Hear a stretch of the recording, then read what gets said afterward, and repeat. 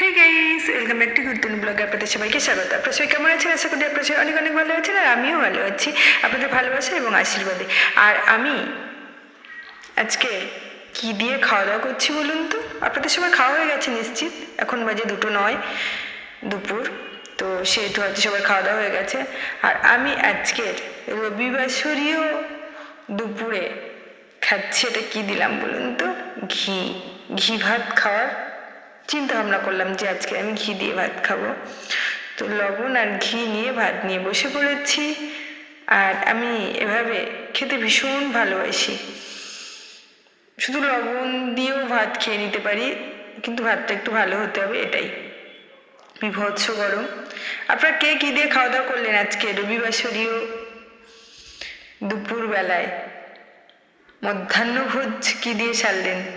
অবশ্যই কমেন্ট বক্সে জানিয়ে যাবেন। এই যে আমি তোমার উদ্দেশ্যে বলছি, তুমি চেয়েছিলে না যে আমি তোমাকে এক আকাশ সমান ভালোবাসি? আমি কিন্তু তোমায় ভালোবেসেছি। তুমি চেয়েছিলে আমি তোমায় অনেক অনেকখানি চাই, আমি তোমায় চেয়েছি। তুমি চেয়েছিলে আমি তোমার জন্য কাঁদি, আমি কেঁদেওছি। তুমি চেয়েছিলে তোমাকে পাওয়ার জন্য আমি নির্লজ্জ হয়ে যাই, আমি নির্লজ্জও হয়ে গেছি। তুমি চেয়েছিলে আমি তোমার কাছে ভিক্ষা চাই, আমি ভিক্ষুকও হয়েছি। কিন্তু দেখো নিয়তির কি খেলা, এত কিছু করার পরও আমি পারিনি।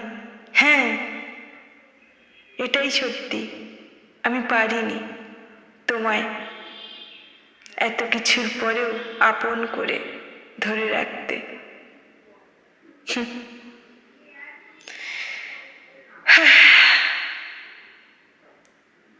সত্যি ভাবলে ভীষণ কষ্ট হয়। ভালো থেকো।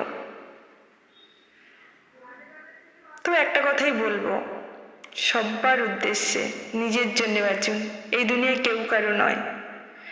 না ছেলে মেয়ে, বাবা মা, ভাই বোন, স্ত্রী স্বামী, কেউ কারোর হয় না। আপনার সাথে প্রয়োজন আছে তাই প্রিয়জন হয়ে আছেন। আপনার প্রয়োজন যেদিন এই সংসার থেকে তার কাছ থেকে ফুরিয়ে যাবে, আপনি তখন তার কাছে অপ্রিয় হয়ে উঠবেন। আর এটাই বাস্তবতা। হয়তো শুনতে খারাপ লাগে, বাস্তব কথাগুলো শুনতে আমাদের সত্যিই খুব খারাপ লাগে, কিন্তু তা তো আমাদের মেনে নিতেই হয় না, কারণ রিয়েলিটি কিছু অন্য কথা বলতে শুরু করে। তাই কারোর প্রিয়জন বা প্রয়োজন হয়ে ওঠার চেষ্টা না করে নিজেকে ভালোবেসে নিজের প্রয়োজনে নিজের কাছে নিজেই প্রিয়জন হয়ে ওঠার চেষ্টা করুন, এটাই কামনা করব। সবাই ভালো থাকবেন, সুস্থ থাকবেন, নিজেদের খেয়াল রাখবেন।